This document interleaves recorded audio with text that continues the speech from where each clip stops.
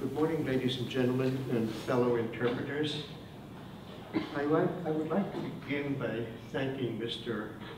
Rudy Tellez for his perseverance and friendship, and for inviting me to speak to the Delaware Valley Translators Association today at LaSalle University about the important historical events which took place in Europe some 68 years ago, right at the end of the Second World War.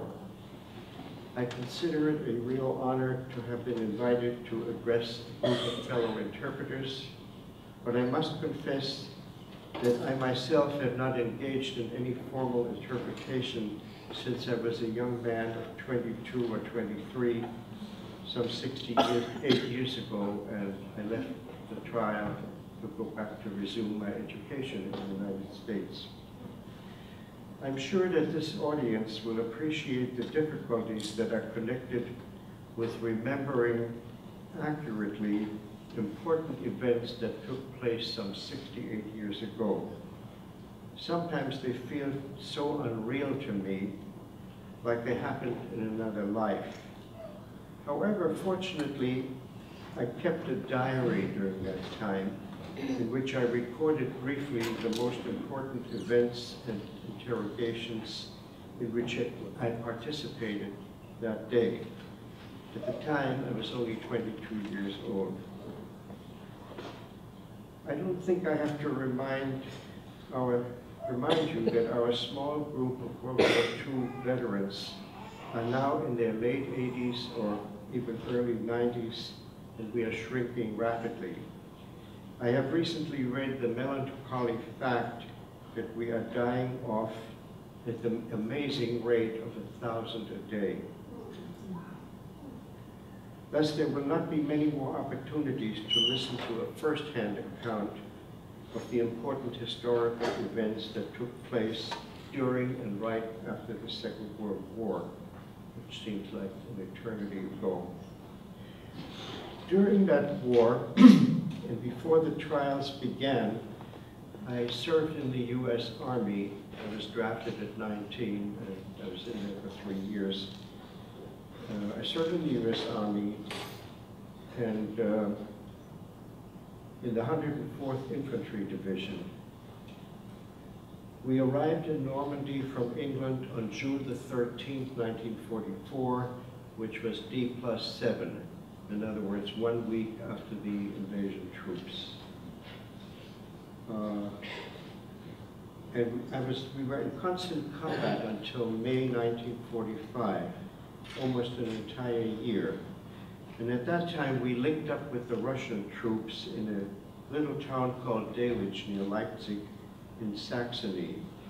And this was just before WWII Day on May the 7th, 1945.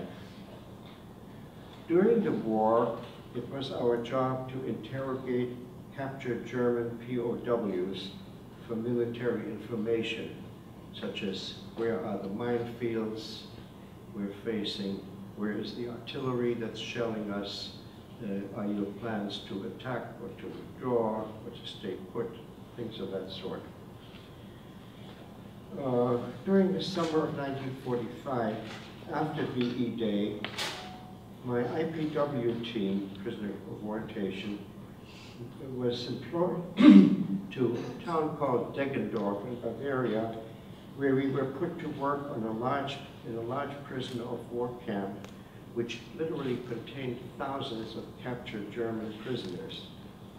As experienced interrogators, it was our mission, our job, to identify the real convinced Nazis among these thousands of captured prisoners for subsequent more thorough interrogation in another camp. It was spring, April, May, and the others were to be released to do the urgent farm work that was necessary to be done.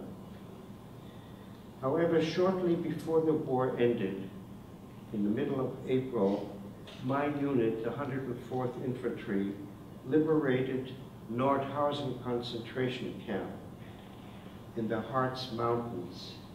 And if you'll indulge me, I have to show you a few slides of that. This is my diploma from Camp Ritchie. Some of you may have seen the movie The Ritchie Boys, where we had 3 to 4 months of intensive training in the German state, the German government, and prisoner of war interrogation. So let me continue.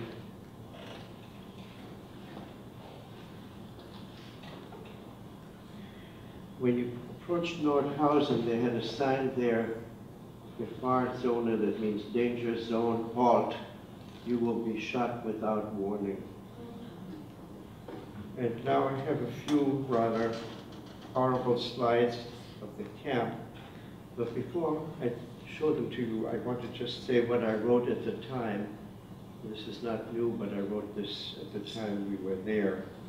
On the 12th of April 1945, the 104th Infantry Division liberated the notorious concentration camp of Nordhausen in the Harz Mountains. The scenes we encountered there were horrific.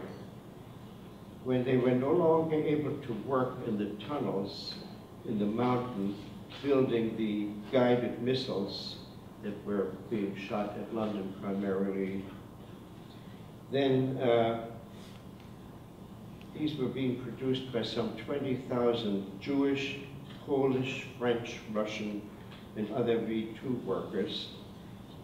If they could no longer work, in the opinion of the SS, they simply starved them, tortured them, and shot and burned them to death in cold blood by their SS guards. In the afternoon of the day that the camp was captured, our commanding general, whose name was Terry Allen, walked around the camp and was horrified by what he saw. And he called up General Eisenhower, who was the commander-in-chief of all Allied troops in Europe, and he said, Ike, you have to come here to see for yourself what this is like. You'll never believe it otherwise. So Eisenhower came by helicopter in an hour, and the 2 men walked through the camp looking horrified and disgusted and shaking their heads and saying, this is incredible. And then Eisenhower did the following. He inspected the camp, and he gave orders to Terry Allen that the entire male population of the nearby town of Nordhausen was to walk through the camp and see for themselves what had happened here, very close to where they lived. They were then ordered to clean up the camp and to give the piles of corpses a decent burial. And there's some pictures on the table about this, but I'll just show you a few pictures so that you can see what we saw.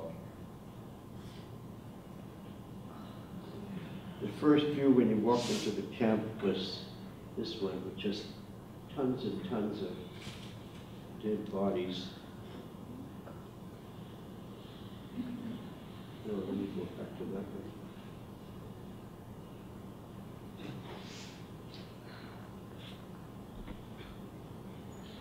This was just outside the crematorium where the SS had to flee for their lives, and they didn't have time to burn the bodies.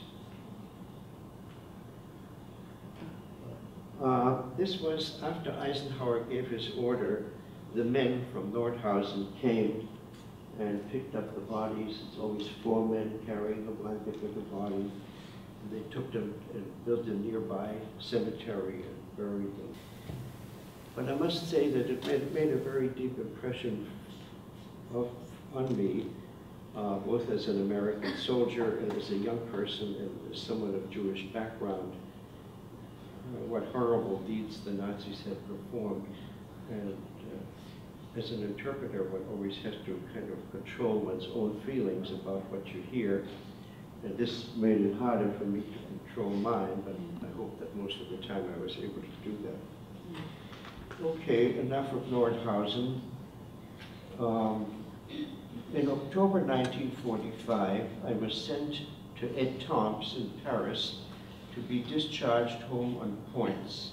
I had 70 points, and that was enough to be eligible for discharge back to the United States. If you didn't quite have 70, at that time you were shipped off to Japan. You had to start all over again, trying to conquer Japan. And this was, well, because the Japanese War was over at that time and I had enough points, I was eligible to go home. While walking around the camp one day, I saw a poster announcing that the Office of the U.S. Chief of Counsel was recruiting German and English-speaking interpreters for the upcoming Nuremberg War Crimes Trials of the top Nazis in the former German government. Much as I wanted to return home and resume my interrupted college education, I decided to apply for the position because I did understand even then that this would be a unique and exciting experience and that I wanted to be there to be a witness to history. I took the required test and passed it, and together with several other future interpreters, we were flown from Paris to Nuremberg. In Nuremberg, we were billeted at the Grand Hotel, the best hotel in town, which had only been minimally damaged by the Allied bombing, while most of the city of Nuremberg itself was in ruins. Now this is the famous old city of Nuremberg, but this is how it looked when I was there, you know. And then there's a final picture where I put down a quote from Hitler during better days. He said, I don't know how many of you know German, "Gib mir 10 Jahre Zeit und ihr werdet Deutschland nicht wiedererkennen." Give me 10 years' time and you will no longer recognize Germany. And that is the sadness and irony of it.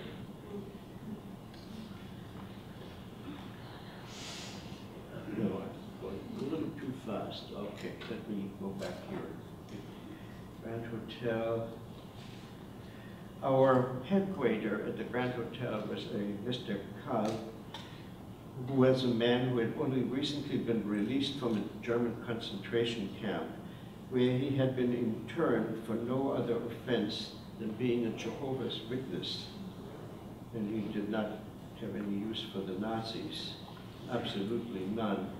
He had greatly suffered under the Nazis, and he was very glad that the trials were taking place, and that much of the trial staff was ordered at the Palace of Justice. Now, for those of you too young to remember the Second World War, and I assume that is most of you, but who may well have studied it or read about it in history books, or even seen the movie Judgment at Nuremberg, I shall now sketch briefly what Europe looked like in May 1945, because you have to know that to understand the context of the trial. Everywhere one looked, there was total devastation. Most of the large cities in Germany had really been reduced to rubble. This included Nuremberg, of which I brought along some photos, showed you, and then Berlin, which was conquered by the Soviets, Hamburg by the British, Frankfurt, Munich, Leipzig, and Dresden, which had all been totally firebombed and reduced to rubble. All these cities had been bombed countless times by the RAF and the American Air Force, and this was in retaliation for the German Luftwaffe bombing early in the war of civilian targets in London, in Birmingham, Coventry, Bath, and so on. So the Germans bombed England really first, and they bombed it hard. Besides, our purpose of this bombing was to destroy the German war machine and to turn the German people against their government in the war. That doesn't often work. Sometimes it makes them more determined to win. But that was the objective of the terrible bombing we inflicted in Germany.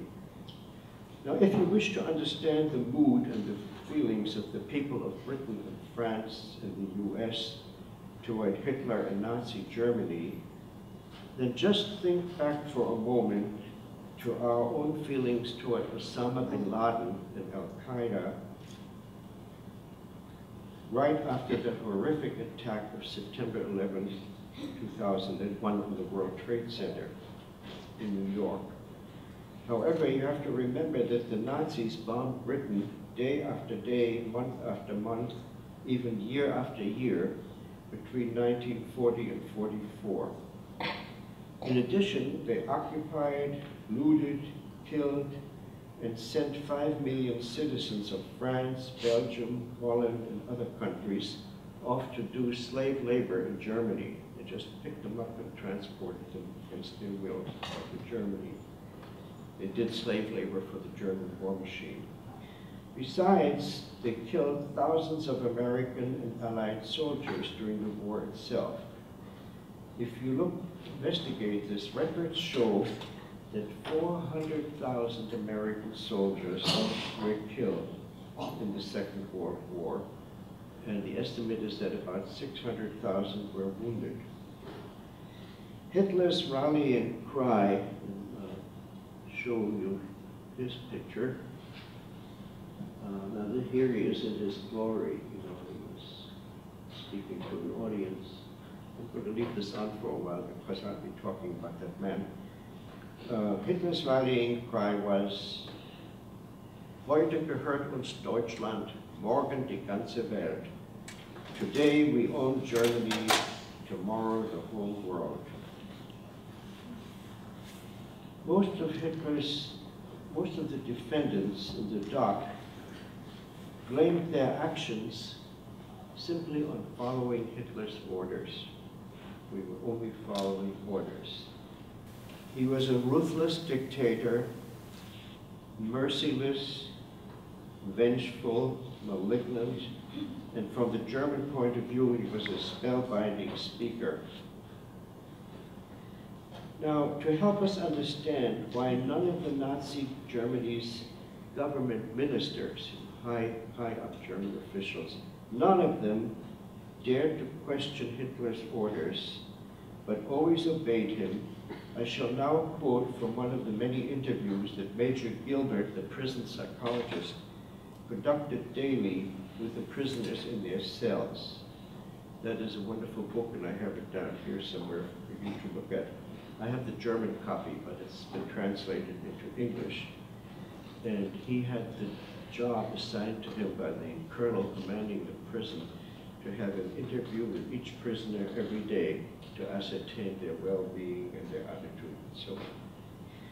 So Major Gilbert asked the former German foreign minister, von Ribbentrop, why he had never challenged but always followed Hitler's orders.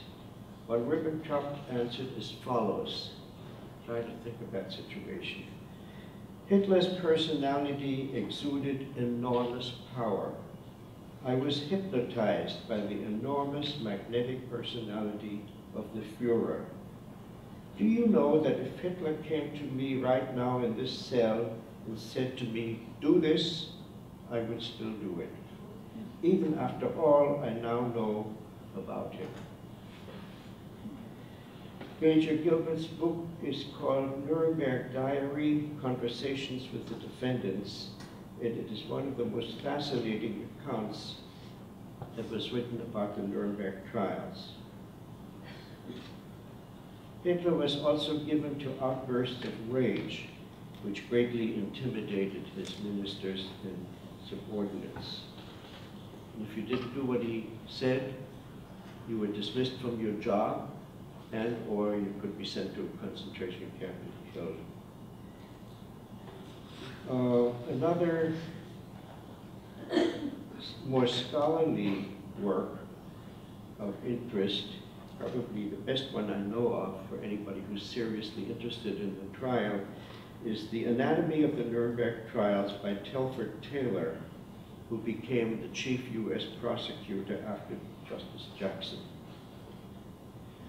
So it was no wonder then that Winston Churchill wanted to summarily execute the Nazi leaders as soon as they were captured and positively identified. Initially, the Russian Premier Stalin was of the same opinion. Later, he came out for show trials, like the kind they conducted in Soviet Russia. Our own President Roosevelt, advised by Secretary of War Stimson and by his cabinet, felt differently. They argued for war crimes trials. And then Stalin suddenly changed his mind. It is of interest that earlier in October 1944, during a meeting in Moscow, Stalin objected to Churchill's idea of shooting the leading Nazis once their identity was positively established. Churchill said, there must be no execution without a trial. Otherwise, the world would think that we were afraid to try them. The French leader, Charles de Gaulle, also favored a trial. There were several discussions of this important issue between the Allied leaders in the winter of 44 and spring of 45, before the war ever ended. And then President Roosevelt suddenly died, and quite suddenly Harry Truman became president, and he strongly supported Roosevelt's plan for an international military tribunal. And he was able to persuade Churchill to agree to let them have a fair trial, not just a legal lynching. So the Nuremberg trials were actually a series of 13 different trials, but I will only be speaking about the first one. The first and main event was the trial of 21 major Nazi war criminals. But later on, between 1946 and 49, there were also the important trials of the Nazi doctors who performed horrible experiments on helpless concentration camp victims. Then there was the trial of the German industrialists and bankers who helped Hitler come to power and supported his war machine. It made extensive use of slave laborers forcibly imported from the occupied countries of Europe. And then there was another trial which dealt with the leaders of the extermination squads in the camps. And in addition, also the trial of Nazi judges who were essentially puppets of the regime and who used Hitler's laws to convict people and sentence them to concentration camp or to death at the drop of a hat. Well, I shall be talking mainly about the Nuremberg trials, my memories of the trials now, in 1945 and 46. But if you want to hear more detail about the origins of simultaneous interpretation, which were begun at Nuremberg and were invented by a Colonel Dostert, D-O-S-T-E-R-T, a French linguist, and were used in the court, then I have a recommendation for you. Rudy Tellez called my attention to an excellent videotape which is available on Google. It is of a lecture by a gentleman by the name of Siegfried Ramler, R-A-M-L-E-R, Siegfried Ramler, the fellow interpreter at the Nuremberg trials. He worked as an interpreter from 1945 to 49. He stayed for 4 years for several of the subsequent trials. In his lecture, he speaks in detail about the actually nuts and bolts of simultaneous interpretation and of translating court documents. His title is Nuremberg Interpreter in Cause Historic Trials. Among other things, he emphasized things that are, of course, well known to you: the importance of accuracy, the importance of your focus, and the importance of total concentration. However, he cautions against being too much of a perfectionist as an interpreter. He says, if the best word doesn't pop into your mind immediately, then please accept the second best word. You can usually correct the transcript later. Mr. Ramler is a very knowledgeable and entertaining speaker, and his lecture is for about half an hour or so. Now, at the principal trial, which lasted for almost a year, from October 45 to November 45 to October 1st, 46, I served as a bilingual interpreter from German into English and from English into German. At this historic event, for the first time ever, the Allied powers held the leaders of Germany individually responsible for engaging in several things. Conspiracy to wage aggressive war, that was the first count. Crimes against humanity, for committing genocide against the Jewish people as well as against homosexuals, Christians who opposed the Nazi regime, gypsies, captured Russian soldiers, and others. And the last count was the seizure of power and subjugation of Germany into a police state. Germany, during my childhood, was a floundering democracy, but there were social democratic democracy, and things were getting worse and worse. There was poverty, depression, and Hitler seized power and converted it into a police state, so that was another count against them. The full extent of this genocide against the Jewish people was only coming to light at the end of the war in Europe. When the war ended, then suddenly all parts of Germany and Poland were open to investigation and discovery, and the horrible findings of mass murder in the concentration camps were revealed and made public. Only later, the whole monstrous concentration camps were revealed and made public. Only later, the whole persecution and extermination of 6 million Jews came to be known everywhere and by everyone by the term of the Holocaust. Now, you just saw one example of a concentration camp, Nordhausen, but there were many, many such concentration camps throughout Germany. You've probably heard some of the names, Dachau, well, there was so many, Sachsenhausen, Oranienburg, lots and lots of them. They were all over the country. Until the time of the Nuremberg trials, crimes that were committed during a war had never before been called war crimes. Hitler and his generals routinely broke peace treaties, and that was the charge, crimes against peace, and they launched a number of totally unprovoked aggressive wars, such, if you are students of history, you may remember the attack on Czechoslovakia, Poland, Belgium, Holland, France, the Scandinavian countries, Russia, and finally they declared war against the United States after the Japanese had demolished our fleet in Pearl Harbor.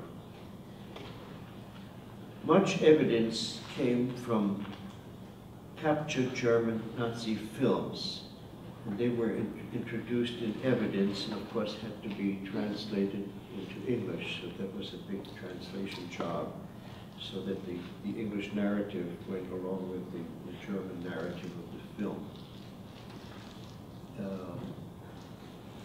Hitler made extensive use of slave labor for his war machine. As I said before, 5 million DPs were shipped to Germany.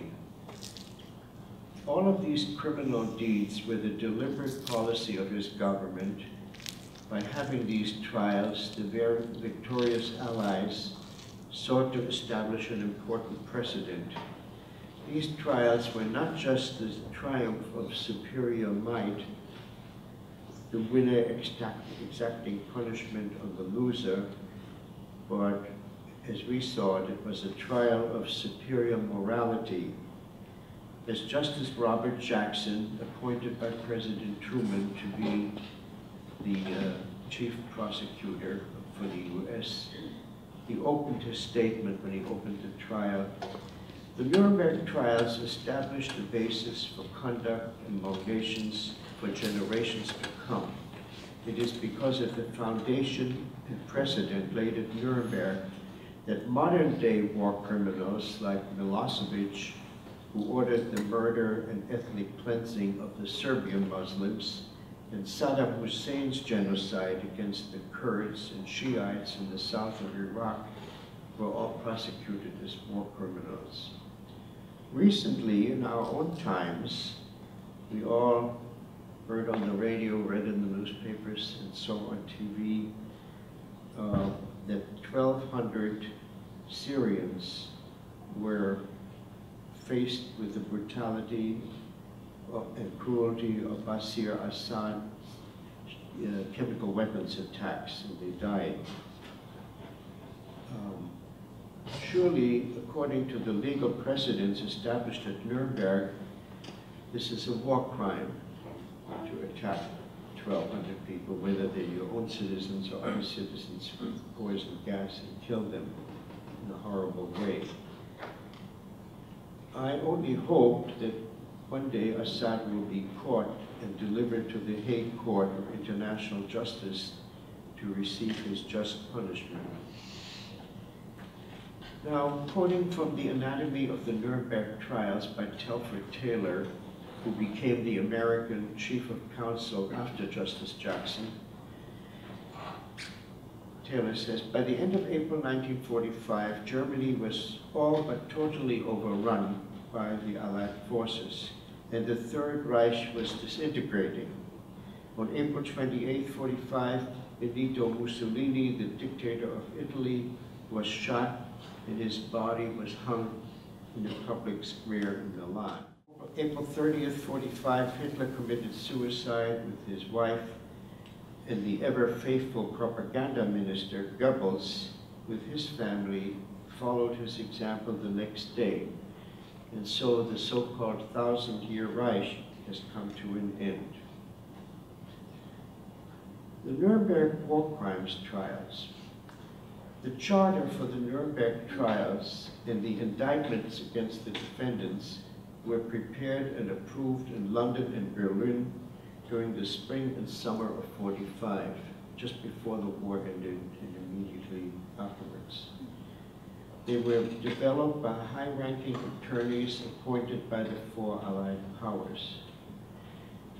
The trials themselves were held by the government of the USA, Great Britain, France, and the USSR for the prosecution and punishment of the major war criminals of the European Axis powers.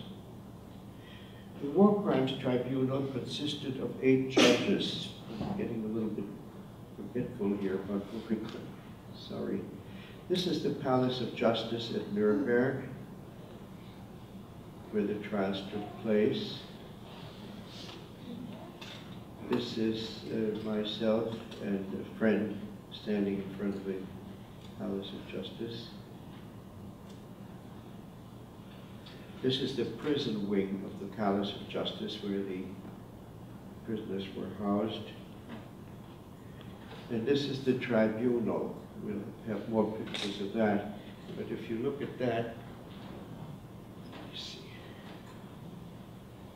the judges are here on their bench.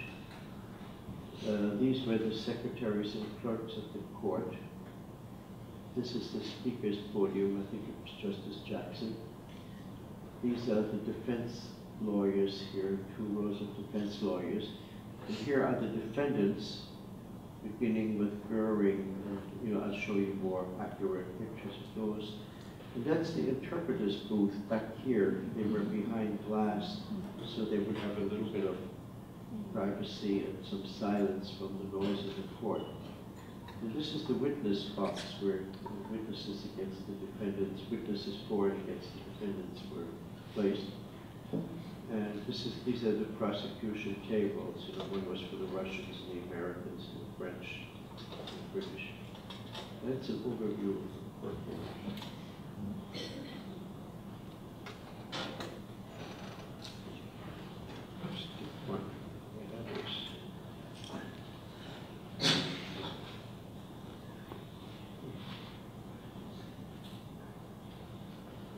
This is Robert Jackson, who had been taken from the Supreme Court by President Truman as a brilliant lawyer put in charge of this project of being the chief prosecutor. So, where was I? Okay, there were 8 judges, 4 principals and 4 alternates. The principal judges, which Chief Justice Geoffrey Lawrence of Great Britain, who was very brilliant and fair. You'll hear some of his decisions later. The principal judges were Chief Justice Sir Geoffrey Lawrence of Great Britain, and Norman Burkett was the alternate. The American judges were Judge Francis Biddle, who had been Attorney General in President Roosevelt's cabinet. The alternate judge was Judge John Parker, and the French judges were Henry Donadieu de Fabre, and I'm sorry, after all these years, I don't remember the name of the alternate. The Russian judge was a General Nikitchenko. The tribunal decided at the beginning that conviction, which could be a death sentence, shall be by a 3-vote majority. So if it was a tie of 2-2, that did not count as a conviction. You had to have a 3-vote majority to vote someone guilty. The chief prosecutors, I've already told you about Justice Jackson, François de Menthon of the French Republic, and Sir Hartley Shawcross of Great Britain. R. Rudenko of the USSR. The charter specified that those acts or crimes within the jurisdiction of the tribunal for which there shall be individual responsibility are crimes against the peace, that is, planning and waging an aggressive war, beginning with all those countries I've told you before, from Czechoslovakia through Norway and the USSR. Those who were indicted under this court were Field Marshal Hermann Goering, General Keitel, who was the chief of the German army, and Jodl, the head of the Navy, and Admiral Raeder. Count B, the count of war crimes, which was a very important one. What are war crimes? Violations of the laws and customs of war, such as shooting pilots after they had landed and surrendered. Imagine these pilots being shot down and landing in some tree or some field, and they were taken and shot. Murder or ill treatment of prisoners of war or persons on the seas, killing of hostages, plunder of public or private property, wanton destruction of cities and towns, devastation that was not justified by military necessity, such as bombing the city of Bath, which was really just a spa.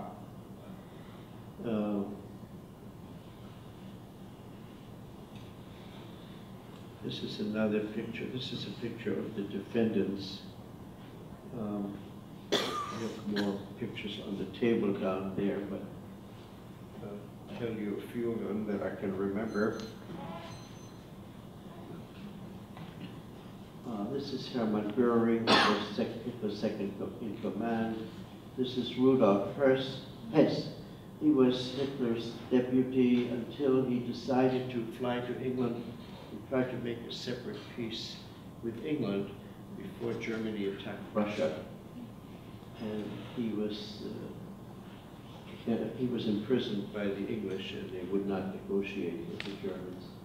This is von Ribbentrop, the German foreign minister. This is Keitel, Field Marshal Keitel, who had the same job as Eisenhower had with us. And Admiral Raeder. This was the youth leader, Baldur von Schirach, Saukel. Well, I don't know if it means very much to you, but anyway, they're all there. And if you're more interested in it, I have some sheets on the table here giving you more detail about these people. All right. The next group of crimes that they were being judged on were crimes against humanity, namely murder, extermination, enslavement, deportation, and other inhuman acts and atrocities committed against the civilian population before or during the war.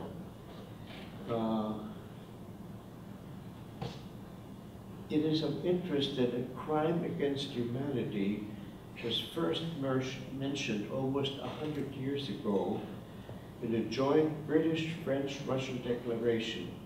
In 1915, in castigating the Ottoman Empire leadership for massacring the Armenians.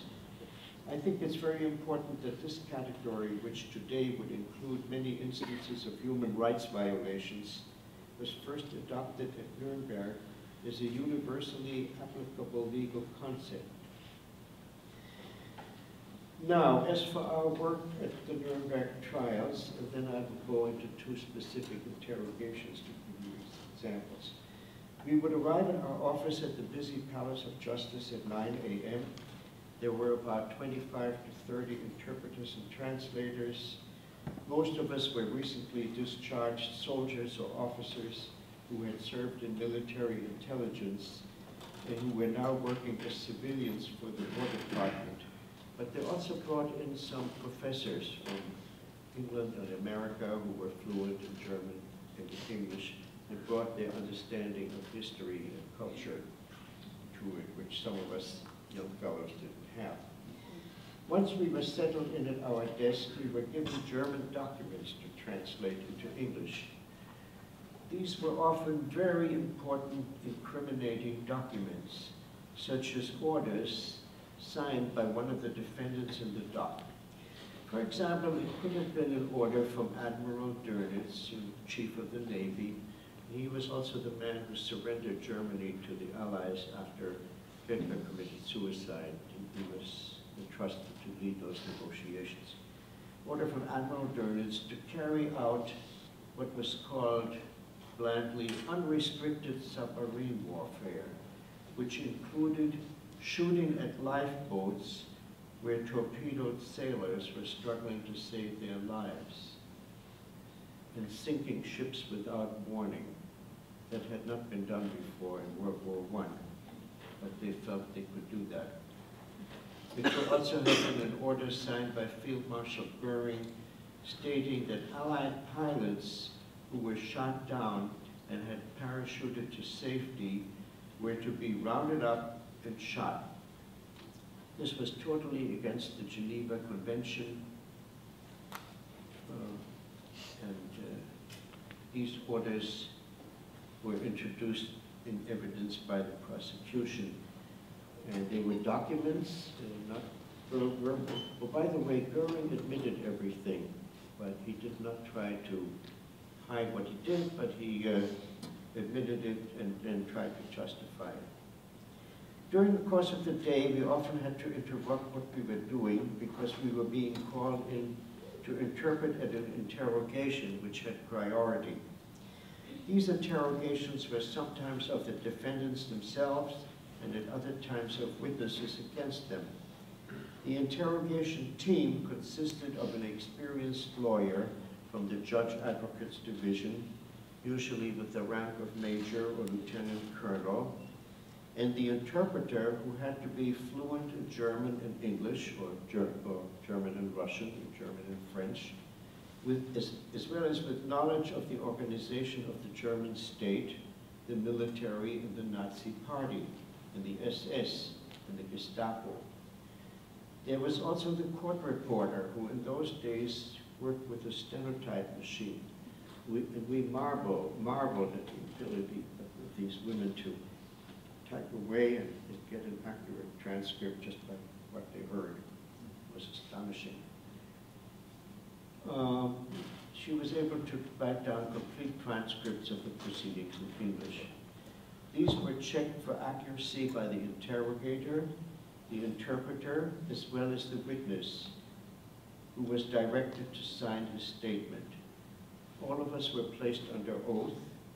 The witness was guarded by two white-helmeted military policemen with sidearms. I usually worked with the same three interrogating officers and the court reporter. In the spring of 1946, I sometimes worked in the courtroom as a monitor. It was my job to make sure that the translations were done correctly. If one of the defendants or the German defense lawyers thought that what he had said had been translated incorrectly, then a red light went on in front of the Chief Justice, and he called a halt to the proceedings and asked one of the monitors to retranslate the last couple of sentences over again until all concerned were satisfied. Let me see if I can find that for you. Well, that's my tribunal pass to allow me to enter the courthouse. Oh, I missed. This is Hermann Göring, whom you saw in the dock. This is as a younger man in all of his glory. He is a prisoner in the dock.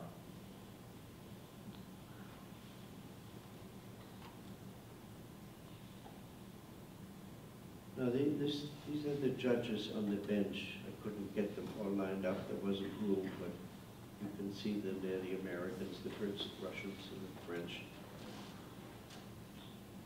In this picture, this was one of the last days I worked there. And that's me as a monitor translating something. And the day before I left, I had the temerity to ask the judges to autograph the picture for me. They were kind of considerate enough to do it. So that's that. Okay, let's continue. Oh, that's just my reference when I left the trial. Just the bottom part of this, maybe of some interest. Okay. These are some close-ups of the defendants.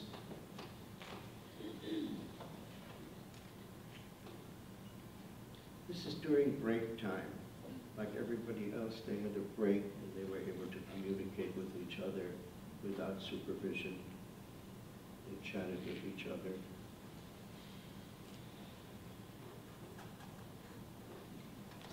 All right, I'll get to that a little later.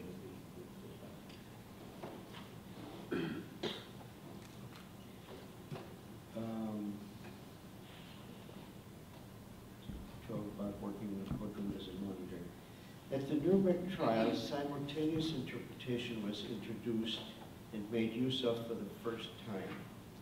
For example, we would hear a statement in German or testimony from a witness over our earphones, and immediately, instantly, as you know, simultaneously translated it into English in order that all the English-speaking personnel of the court, the judges, the lawyers, the visitors, could understand what the defendant or the German defense counsel was saying. It was also simultaneously translated into French and Russian and could be dialed in any of these languages on earphones that were supplied to the listeners. I interpreted was Field Marshal Hermann Göring. Let's see if I can get him, because we're talking about him a little bit. There he is. Hitler's second in command, and he was also the chief of the German Air Force. He had all those portfolios. Julius Streicher, the publisher of the vehemently anti-Semitic newspaper, or rag, called Der Stürmer. And briefly, I had to interpret for Economics Minister Funk. I have a little story to tell about that. If any of you have ever had a humiliating experience like I had, Minister Funk was the Minister of Economics, which is sort of like the Secretary of the Treasury or the President of the World Bank. And I had had a half a year of college with 0 courses in economics. Well, he began talking and I translated and he spoke English. So after 3 sentences, he said to me, "Tell the colonel that you have no idea what you're talking about." So I blushed, and I said to the colonel, that is saying that I don't know what I'm talking about, and he's absolutely right. I would suggest that you get somebody with a background in economics from our interpreter pool. We had that pool of 25 interpreters. And I excused myself and went downstairs. And it took me a while to live down. And I wonder how many of you had similar experiences in your careers as interpreters. So, as I said, I kept a brief diary, maybe a paragraph each day, of my initial impressions of these interrogations, and much more detail about some witnesses than others. From that diary, I can give you a vignette of the defendant Goering. It was April 6, 1945, getting on towards the end of the trial, 2:30 in the afternoon. Witness appearance. Field Marshal Goering has smooth, glossy, well-combed brown hair. His big, deep, watery blue eyes strike the observer every once in a while with a piercing, penetrating, assessing glance. His face looked pale and drawn with pinkish spots on his cheeks. He had deep circles under his eyes and generally gives the impression of being an extremely tired or exhausted man. He had thick, powerful hands with short fingers. He wears a white platinum wedding band. His mannerisms were interesting. He emphasized his points with sweeping gestures of both arms, or by spreading his fingers and banging them on the table with his fingertips. He frequently supports his substantial weight by leaning on his clenched fists and elbows, or he leans his arms on the table in front of him. On one occasion, this observer surprised him in the act of picking his nose. However, when he saw me looking at him and smiled, he immediately ceased and scowled at me. His facial expression was hardly ever at rest. He is very animated and smiles frequently. He decidedly dominated the entire scene, including the person of the interrogator. I was very glad that he was being guarded by 2 military policemen and that I was seated on the opposite side of the table from him. Justice Jackson described him, and I quote, as arrogant and contemptuous of the proceedings. The focus of this interrogation was the Battle of Britain, 1941 and 42, from a military point of view. He clearly had superior knowledge of the subject matter. His choice of language was strong, relevant, descriptive, and full of flavor, just like his speeches. Here are some quotations. The full interview may be found in the archives of the trials. Mr. Sandayari, may I ask you a personal question? Goering, non-committal. Bitte, that means please. Mr. Yari, at Vice Marshal, did you yourself ever fly over England? Goering, in diesem Kriege nicht, not in this war. Everybody smiled because we knew that Goering had been a flying ace in World War I and had flown over England many times. I think one of the most important revelations that he made comes in the next paragraph. Goering offered the following information, and this is my English translation. He said to us, I told him, and him is Hitler, I told him time and time again that we must destroy the English war industry instead of wasting our bombs by dropping them on that stupid London. What good would it do us if a few hundred more houses will go up in flames? He said Hitler wouldn't listen to him. Next, he was asked for the reason for the attack on Bath by the Germans. Goering answered that it was done directly on Hitler's orders to harass the British government. He said to him, I want you to attack Bath immediately. And then later said Goering wanted to clarify a mistake. The Air Force industry, which manufactured airplanes, and was under his command, we never manufactured the V-1 guided missiles. Those were the V-1 and V-2 long forerunners of what we have today, and they would be missiles that were fired from the French coast to England, and they hovered over London, and then they suddenly, the motor cut out and they dropped, and an entire block would disappear. I saw some of this when I was in England. When questioned about the African business, Goering said, "I told the Italians that they should take care of the African business by themselves. It was alone, without any German help." It's of interest, and my wife called my attention to this only yesterday. Goering wanted to have all the prisoners show continued loyalty to Hitler. Now here are 21, 22 were on trial, and he wanted to keep them together coherently as a group, that they should all continue to show loyalty to Hitler, and not to admit any guilt to the Allies, and not to incriminate others. He attempted to intimidate them and to give speeches in court, showing why all they had done was completely justified and reasonable. This is Goering in this international court. It took the chief judge, Sir Geoffrey Lawrence, to stop him and simply make him answer each question, and he said, "You are to confine yourself to answering the charges against you." And even Goering was intimidated by this Lord Chief Justice. I never felt that Goering had an iota of remorse for anything he did or ordered others to do. When Goering was first captured, he said to the general who met him and shook hands with him, "You know, war is like a football game. The loser shakes hands with the winner, and then all is forgotten." That's not the kind of person he was. Hermann Goering, Hitler's second in command, was charged on all 4 counts. And they repeat them, so I'm not going to do this. His administrative support for the rearmament and for Hitler's later conquest of Norway and the Low Countries in France.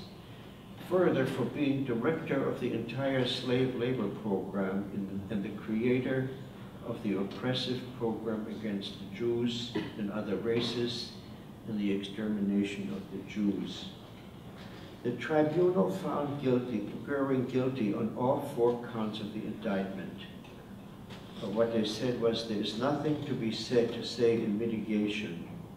Goering was often, indeed almost always, the moving force second only to Hitler. He frankly admitted to all of these crimes. His guilt was unique in its enormity, and he was sentenced by the tribunal to death by hanging. However, he succeeded in committing suicide by ingesting poison a couple of hours before the scheduled execution.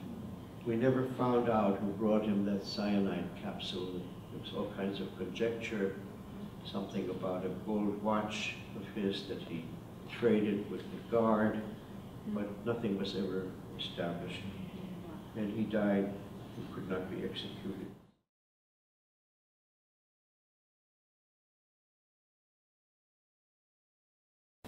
He was an SS general, and I interpreted for him here. Otto Ohlendorf was his name. Interpreted for him on January 19, 1946. And in his confession, he admitted without a trace of remorse in open court, in a cold and impassive manner, that, and I quote, "In southern Russia, my troops had rounded up and killed 90,000 Jews." This confession was greeted by stunned silence in the court. He looked so much like an ordinary man, and the German newspaper, the galleries were full of journalists from all over the world, and the German newspaper called him everyman. You know, the way he looked and carried himself, even though he was a high-ranking SS general, could have been anybody. And now, just have another drink of water. order.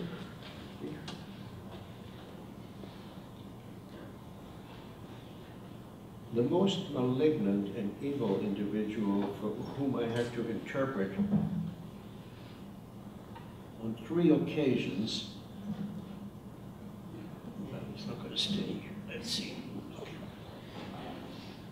3 occasions was Rudolf Höss, H-O-E-S-S, who was an SS general and the commandant of the notorious Auschwitz concentration camp.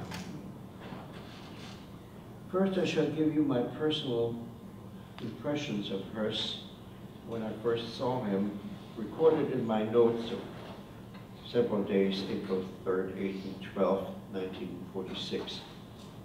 Rudolf Höss, SS Brigadier General, Obersturmbannführer. The interrogator was Colonel Bruckhardt, one of our best interrogators, assisted again by Mr. Sander Yari. Höss was the commandant of Auschwitz-Birkenau campus from 1940 to 43, 3 full years. From 43 to the end of the war, he worked for the so-called Inspectorate of Concentration Camps. Let's see if I can find him for you here.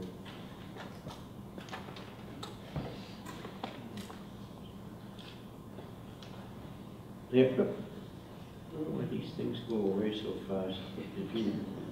There. That's Rudolf Höss. Now, here he is in his glory as commandant of Auschwitz with his principal officers and his Iron Cross from World War I, I guess, and smiling. And here he is as a defendant listening to the testimony. I think this was in the second trial in Poland. At our place, he was not on trial in Nuremberg. He was a witness really against Kaltenbrunner, who was the chief of the SS. The main SS leader was Himmler, who committed suicide and left Kaltenbrunner holding the bag. And Kaltenbrunner denied everything and minimized it, so we needed this man, Höss, to say, but I received my orders from Berlin, from Kaltenbrunner, and from Eichmann, who was later tried in Israel. So let me tell you about this interrogation because it's really fascinating. Well, he had brown hair, brown eyes, high rectangular forehead, tightly compressed lips, and short, thick, square hands. He had a scar on his nose, probably from single biting. On his face, he had an anxious, almost suffering expression, but he was a docile and willing talker. He told us that before Auschwitz, he had worked at Dachau, Sachsenhausen, and Oranienburg concentration camps. Now, I was personally present and witnessed his confession and signing of the following document. In the course of his interrogation, this man admitted, and I quote, "During my tour of duty as the commandant of Auschwitz, 2.5 million Jews were gassed and burned in Auschwitz, and an additional 500,000 died of starvation, disease, and epidemics. These 3 million comprised 70% of our inmates. The rest were used for slave labor." Now, misunderstandings came about because in the first interview, he said 3 million. And so when the document was given to him in the second interview to sign, he said, "Oh no, I didn't say that. We didn't kill and gas 3 million Jews, only 2.5. The other 500,000 died from disease, from epidemics and starvation, so only 2.5. And that he signed. The rest were used for slave labor. I shall report now what Höss had to offer by way of testimony. This is where the interpretation got really interesting. What he offered by way of testimony and explanation for his actions in Auschwitz. And this is all direct quote from his confession, and these things are all available in Washington. In the year 1944, the Führer decided that the Jewish question now had to be solved once and for all. It's a very oblique way of hinting at what he's going to do. Jewish question had to be solved once and for all. He informed Himmler, the Reichsführer of the SS, of his decision. Himmler ordered me, Höss, to come to Berlin and told me, among other things, and I quote again, "If we do not now exterminate the Jewish race completely and totally, the Jewish race will destroy the German people." Before I go on, I just want to say, if anybody here is a psychologist or a psychoanalyst or has a kind of an orientation, this is clearly a projection mechanism where he is using, his intention to exterminate the Jewish people, but projecting it. They will kill us unless we kill them. Himmler then directed me to return to Auschwitz and expand the gas chambers and the crematoria. I then returned to Auschwitz and had constructed additional gas chambers, each of which could contain 2,000 people, as well as the crematoria for burning their remains. This was not pleasant to interpret, believe me. The gold was extracted from their teeth after they were gassed, but just before their bodies were burned. In order that the prisoners did not know until the last moment what was going to be done to them, we placed signs at the entrance to the gas chambers which read, "To delousing, for disinfection, to the baths."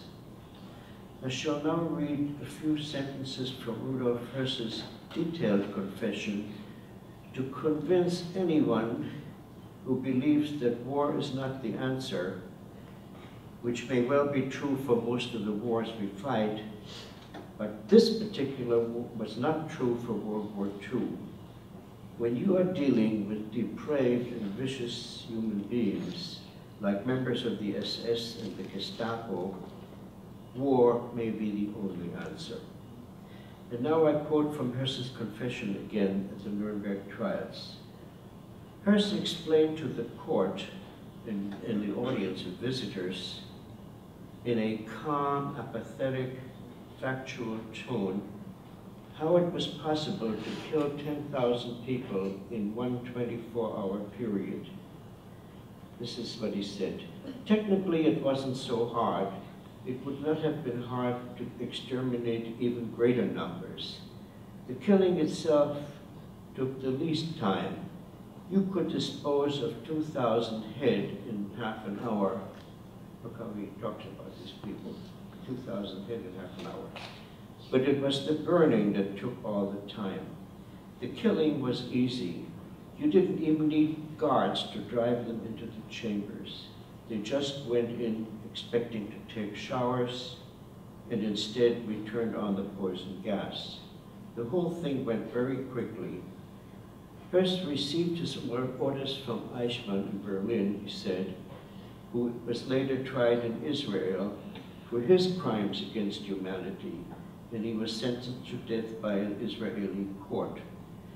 Even though Israel doesn't have a death penalty ordinarily, but I think they made an exception for him.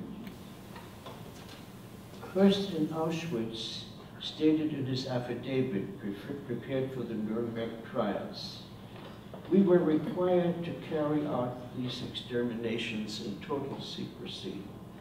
But of course the foul and nauseating stench from the continuous burning of bodies and the trains arriving permeated the entire area, and all of the people who were living in the surrounding communities knew very well that exterminations were going on at Auschwitz, and that was probably the same in Nordhausen, which I told you about before." During the interrogations 3 times, I was very much aware of the fact that I was sitting in the same room with a mass murderer, and I really had to control my feelings, which I think all of you are advised to do depending on who you interpret for. Through the years, people have asked me on how one develops a psychopathic personality and carries out orders like Rudolf Höss did. I am sure I don't know the exact answer, whether these characteristics are inherited or developed as a result of severe child abuse. But Major Gilbert, the Nuremberg prison psychologist, came up with one answer, which I will offer you for your consideration. I think it's impressive. Dr. Gilbert was astonished by Hirsch's apathy and matter-of-factness and questioned him several times in an effort to understand how he came by his indifference. Hirsch responded as follows to Gilbert in his cell. Don't you see, we as S-men were not supposed to think about these things. It never occurred to us. And besides, it was something already taken for granted that the Jews were to blame for everything. It was not just newspapers like the Stürmer, but it was everything we ever heard. Even our military and ideological training took for granted that we had to protect Germany from the Jews. We were all so trained to obey orders without even thinking about them that the thought of disobeying an order would never have occurred to anybody. So that's Hirsch's explanation, closest thing we can come to understanding this man.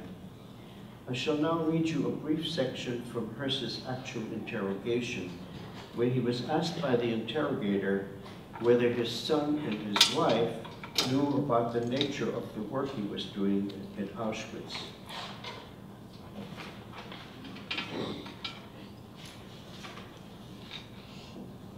This is an actual interrogation. Again, the originals are in the archives. He was asked just a couple of last questions. You lived with your family in the camp? Yes. Just outside the entrance? Yes. How many children do you have? 5. How old? The eldest is 16, the youngest is 3. What is your oldest? Is it a boy or a girl? A boy. What did he do? He attended school in, mentions a name. Did he visit his parents often? Oh, yes. Also his father in his office? Yes. Did he know what was going on? No, I don't believe that he knew. Isn't he a smart boy? Yes. But how could he have known? He never spoke to the guards? Yes, certainly. And with some of the SS leaders? Yes. And he could walk around in the labor camp if he wanted to? Yes. Not in the actual camp, but in certain parts of it. Is he neither deaf nor blind? No. And he didn't have the faintest idea of what was going on there? No, I don't think so. And I'm sure that every initiated person would have been most careful not to tell the boy anything of that. After all, he didn't get to the extermination sites. Did you often talk with your son when he was at home? Yes. I don't know how it is in Germany, but in our other countries, when a father speaks to his son is very interested in his father's work and asks him questions about it. And his father is usually proud to tell the son about his work. How was that in your family? It was the same. I talked to him a great deal about it. I took him to the agricultural areas of the camp and to the farms. And he never asked you why certain parts of the camp were off limits? Yes. And what did you answer? I told him it was none of his business. And he accepted your answer? Well, there are many areas of a military nature to which an outsider has no admittance, not even my son. Just a moment ago, you said that the people living in the area did draw certain conclusions because of the many trains that arrived bringing people, because of the fires, and because of the stench, didn't you? Yes. And your son didn't observe any of these facts? He may have seen it, but we never discussed it, and my wife never mentioned it to him either. So when you say he didn't have the slightest idea about it, you really don't know. No, but I assume that he knew nothing about it. That's my idea. And I don't think he was as smart as you're trying to put it over. You just said that your wife never mentioned these facts to your son. She knew about it, didn't she? Yes, she learned about it from the Gauleiter. Gauleiter is sort of a regional governor of Silesia.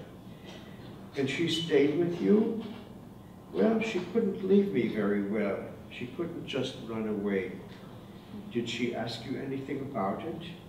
She didn't ask me about the details, but she did ask whether it was true what the Gauleiter had told her at dinner. And what was your answer? I answered yes, and I told her why it was necessary according to the orders I had received from Himmler in Berlin. And then she said yes and amen. No, she didn't say that. Not that she agreed with it. She, of course, thought that it was cruel, but that there was nothing she could do about it. She didn't suggest to you that you should apply for another job, for a transfer from your job. In general, the life and later, when she learned about the additional work in Auschwitz, did not agree with my wife at all.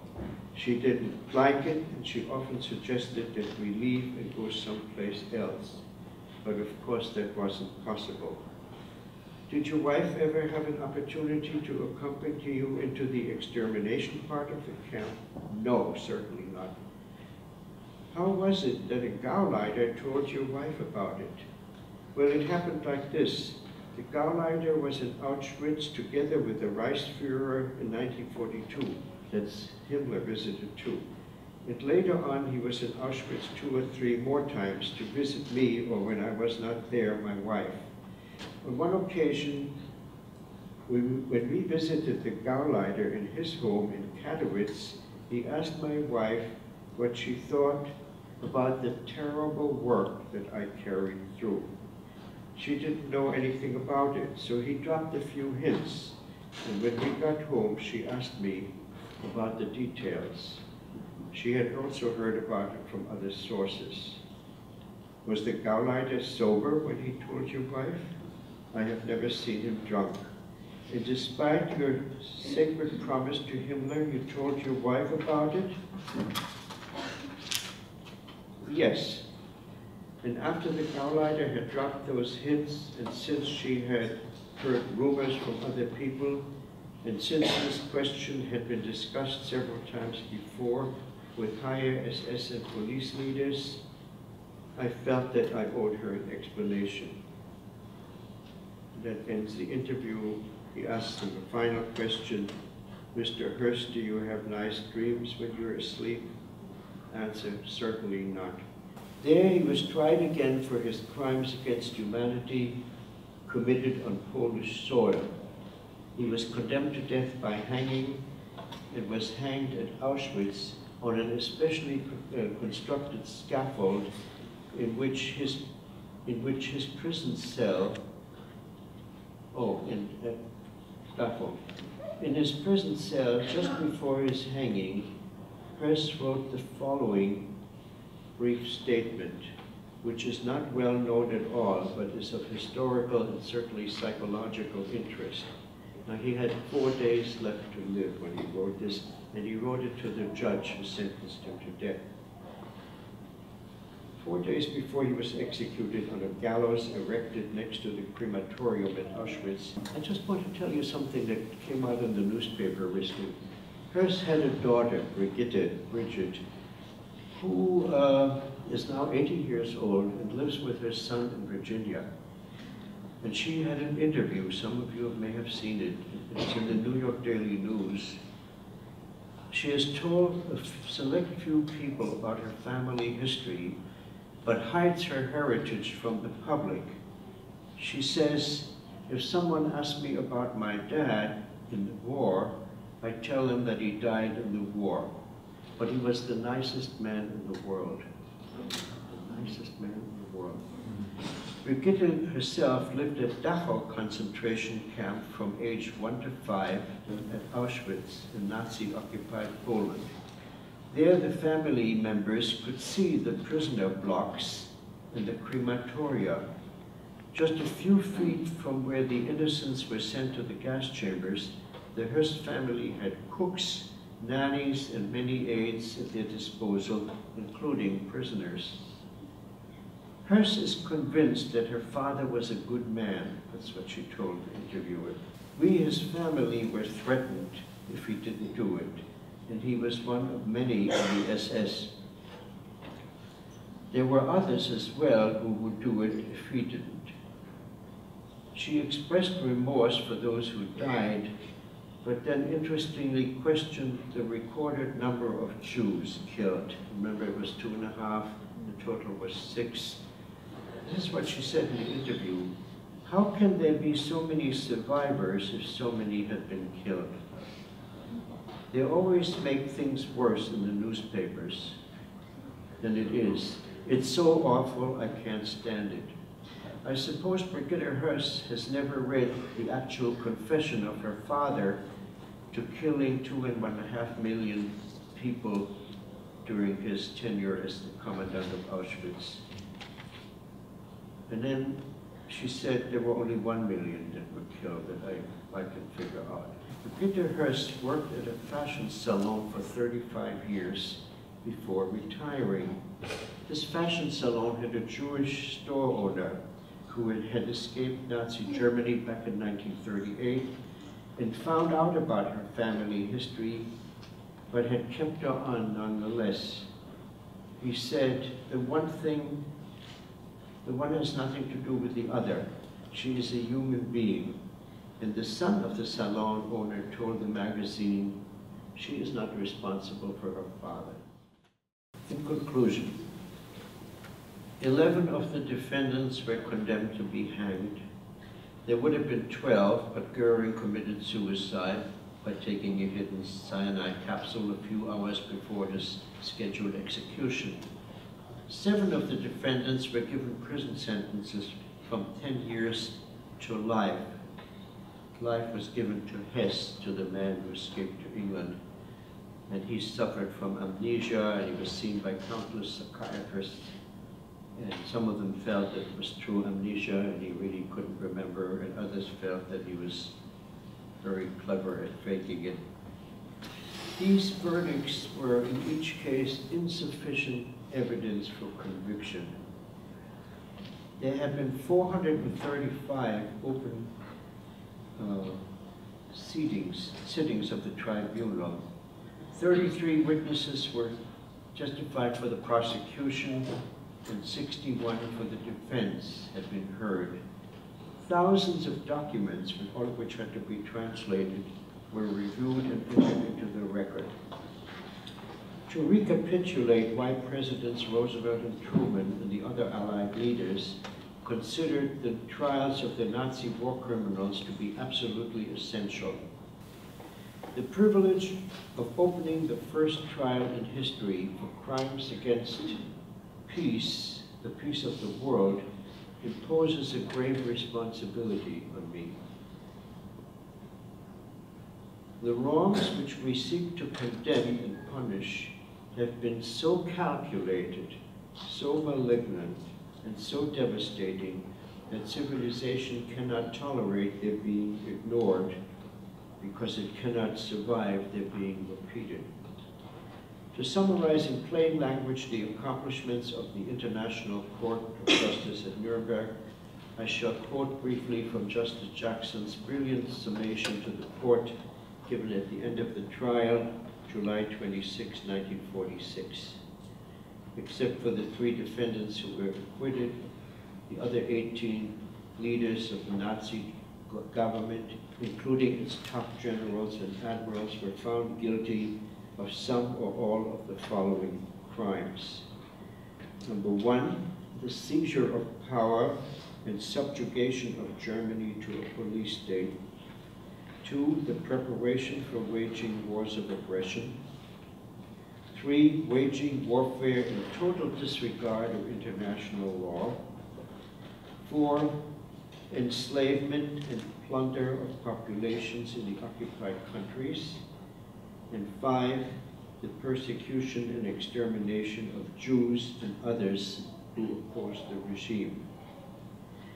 To decide unanimously that these were war crimes, crimes against humanity, represented a huge step forward and a big advance in international law. I'm quoting from Jackson's summary. In conclusion then, according to Telford Taylor in the Anatomy of the Nuremberg Trials, the trials were intended not only to bring closure to the war and punish those aggressors who were most responsible for crimes against humanity, they were also the first step in bringing Germany back into the family of nations and establish a framework so that such tragedy would not recur. These war crimes trials, which lasted almost a full year, were successful because they gave the concept crimes against humanity precedent and legal standing. In her lucid book, Robert Jackson, Nuremberg prosecutor, Gail Yarrow concluded her account of the Nuremberg trials as follows.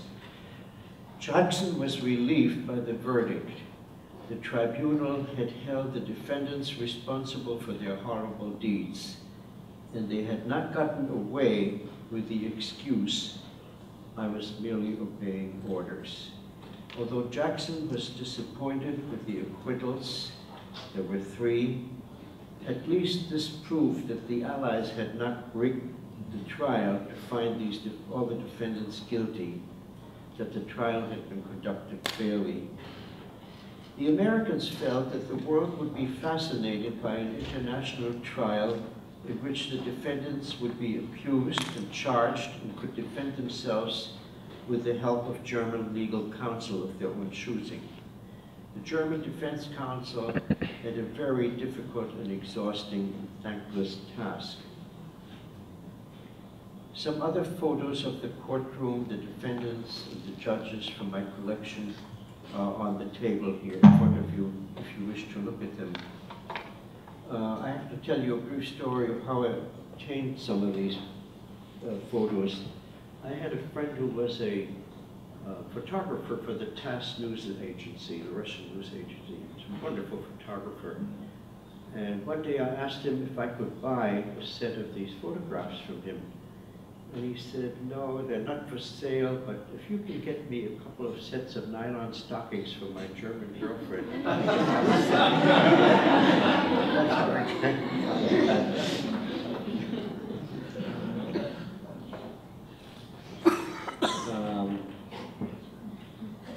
Over the years, I've been asked what it felt like for me to have been a Jewish child, of Jewish origin, to escape with my mother from Nazi Germany in 1933.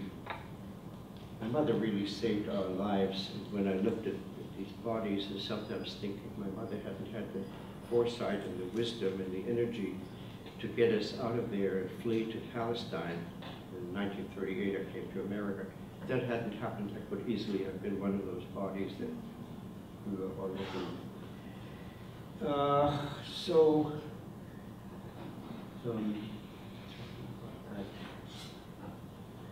later, I was an American soldier fighting in Europe, and then finally an interpreter working for the American prosecution at the International War Crimes Trial. All I can tell you honestly is that being there felt very good indeed. These Nazi leaders sitting in the prisoner's dock, many of whom with real blood on their hands, had to answer for their crimes and would receive justice. My colleagues and I were very gratified, very pleased indeed to be there. In fact, we felt a sense of joy that our good cause had triumphed over evil and that these men would get what they deserved. I think it is of great credit to our wartime and post-war leaders and the farsightedness and wisdom of Presidents Roosevelt and Truman and Eisenhower that we did not seek to punish our defeated enemies for starting World War II, but instead we helped them with the Marshall Plan to rebuild their economies and turn them into friends and allies. The new Germany, for those of you who came from there who have visited it, the new Germany has become a democracy and is really the powerhouse of Europe, which is amazing. I think for once we did something right. And I have one other thought before I finish. What you really learn from all of this is never to give power to extremists. Never elect people to high office who have extreme views, whether it's on the right, the fascists, or on the left, the communists. Look at the people you vote for, the congressmen, the senators, the president.